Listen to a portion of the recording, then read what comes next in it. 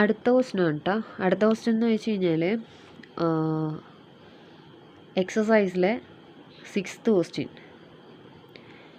1/5 plus i2/5 minus 4 plus i5/2. ഇവിടെ ഇതെങ്ങനെ ചെയ്യുമെന്ന് വെച്ച് കഴിഞ്ഞാൽ ഇവിടെ നോക്കിക്കേ, മൾട്ടിപ്ലിക്കേഷൻ അല്ല, കാരണം ഇതിൻ്റെ ഇടയിൽ മൈനസ് വന്നിട്ടുണ്ട്. മൾട്ടിപ്ലിക്കേഷൻ അല്ല. അപ്പം നമ്മളിത് ബ്രാക്കറ്റ് എങ്ങനെ മാറ്റും? ബ്രാക്കറ്റ് എങ്ങനെ മാറ്റും എന്ന് വെച്ച് കഴിഞ്ഞാൽ മൈനസും ഇവിടെ എന്താ എന്ത് ഫോമുല കിടക്കണം? Minus into 4 plus i5/2 formula കിടക്കുന്നത്. അപ്പോൾ ഇതിൻ്റെ ബ്രാക്കറ്റ് തുറക്കണമെന്നുണ്ടെങ്കിൽ എന്താണ് ചെയ്യേണ്ടത്? മൈനസ് വെച്ച് കഴിഞ്ഞാൽ മൾട്ടിപ്ലൈ ചെയ്യണം. മൈനസ് വെച്ച് മൾട്ടിപ്ലൈ ചെയ്യണം എന്ന് വെച്ച് കഴിഞ്ഞാൽ എന്താ? ഇതിനകത്തുള്ള എല്ലാവരുടെയും ചിഹ്നം മാറ്റി കൊടുക്കണം അല്ലേ? അപ്പോൾ 4 എന്ന് വെച്ച് കഴിഞ്ഞാൽ പോസിറ്റീവാണ്, അപ്പോൾ മൈനസ് വെച്ച് മൾട്ടിപ്ലൈ ചെയ്യുമ്പോൾ നെഗറ്റീവ് ആവും. ഇവിടെ 5/2 എന്ന് വെച്ച് കഴിഞ്ഞാൽ പോസിറ്റീവാണ്, മൈനസ് വെച്ച് മൾട്ടിപ്ലൈ ചെയ്യുമ്പോൾ നെഗറ്റീവ് ആവും. അതാണ് ആദ്യത്തെ സ്റ്റെപ്പ്. ഇവിടെ 1/5 പ്ലസ് i2/5 മൈനസ് 4, അതായത് പോസിറ്റീവായിരുന്നു, മൈനസ് വെച്ച് മൾട്ടിപ്ലൈ ചെയ്തപ്പോൾ -4 ആയി. ഇനി ഇത് മൈനസ് i5/2, ഇതും പോസിറ്റീവായിരുന്നു, മൈനസ് വെച്ച് മൾട്ടിപ്ലൈ ചെയ്തപ്പോൾ മൈനസ് i5/2 ആയി മാറി. ഇനി എന്താ ചെയ്യേണ്ടതെന്ന് വെച്ച് കഴിഞ്ഞാൽ ഐ ഇല്ലാത്ത ടേമുകൾ ഒന്നിച്ചും ഐ ഉള്ള ടേമുകൾ ഒന്നിച്ചും ചെയ്യണം. അപ്പോൾ ഐ ഇല്ലാത്ത ടേമുകൾ 1/5 എടുത്തെഴുതി, പിന്നെ ഇവിടെ ഒരു -4 ഉണ്ട്, ആ -4നെയും എടുത്തെഴുതി. ഇനി ഐ ഉള്ള ടൈം എന്ന് വെച്ച് കഴിഞ്ഞാൽ ഈ പ്ലസ് i2/5 മൈനസ് i5/2 കണ്ടോ? ഇവരുടെയൊക്കെ ചിഹ്നം എന്ന് വെച്ച് കഴിഞ്ഞാൽ ഇവരുടെ ഫ്രണ്ടിൽ കിടക്കണതായിരിക്കും.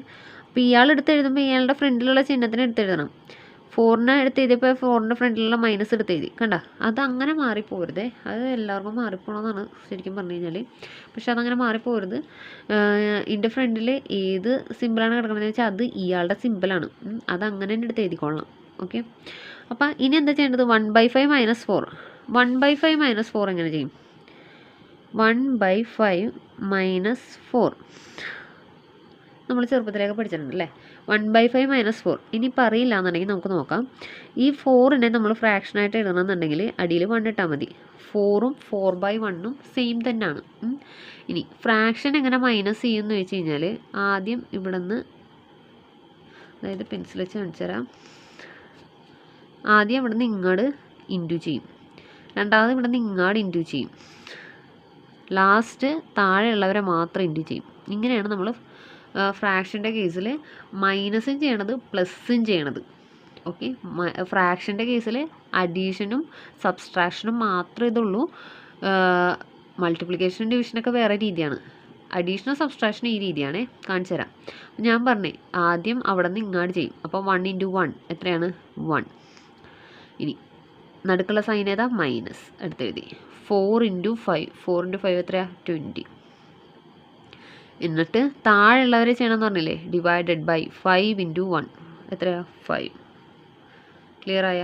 ആദ്യം അവിടെ നിന്ന് ഇങ്ങോട്ട് ചെയ്യും, രണ്ടാമത് ഇവിടെ നിന്ന് ഇങ്ങോട്ട് ചെയ്യും, ലാസ്റ്റ് ഡിനോമിനേറ്റർ തമ്മിൽ ചെയ്യും. അങ്ങനെയാണ് നമുക്ക് എന്ത് കിട്ടണത്? -19/5 നമുക്ക് ആൻസർ കിട്ടും. അപ്പോൾ നമുക്കിതിനകത്ത് ഈ ഐ ഇല്ലാത്ത പാർട്ടിനെ -19/5 എന്ന് നമുക്ക് ആൻസർ കിട്ടി. ഓക്കെ. പ്ലസ് ഇവിടെ ഐ ഉള്ള പാർട്ടുണ്ട്. ഐ ഉള്ള പാർട്ട് എന്ന് വെച്ച് കഴിഞ്ഞാൽ 2/5. ഇവിടെ -5/2 ചെയ്യാം. അപ്പോൾ ഇത് ഓൾറെഡി ഫ്രാക്ഷനിൽ കിടക്കണേ. എങ്ങനെ മൈനസ് ചെയ്യണം? ആദ്യം ഇവിടെ നിന്ന് ഇങ്ങോട്ട് ചെയ്യും. അപ്പോൾ 2 × 2 4, ഇടയിലുള്ള ചിഹ്നം എഴുതി മൈനസ്. 5 × 5 25 divided by 5 × 2 10. ഓക്കെ. 4 - 25, 4 - 25 എന്ന് വെച്ച് കഴിഞ്ഞാൽ ഈക്വൽ ടു -21 ഡിവൈഡഡ് ബൈ 10. അപ്പം ഐ ഉള്ള പാർട്ടിൻ്റെ എന്ത് കിട്ടി? -21. മൈനസ് ആദ്യം എഴുതണേ, ഐക്കൊക്കെ മുമ്പ് എഴുതണേ, ഡിവൈഡഡ് ബൈ 10. -21 divide by 10. അപ്പോൾ പ്ലസും മൈനസും അടുപ്പിച്ച് വന്നു കഴിഞ്ഞാൽ നമ്മൾ എന്ത് ചെയ്തു? മൈനസ് ചെയ്തു അല്ലേ? -19/5 മൈനസ് i21/10. ഇതാണ് ഇതിൻ്റെ ആൻസർ. കത്തിയോ?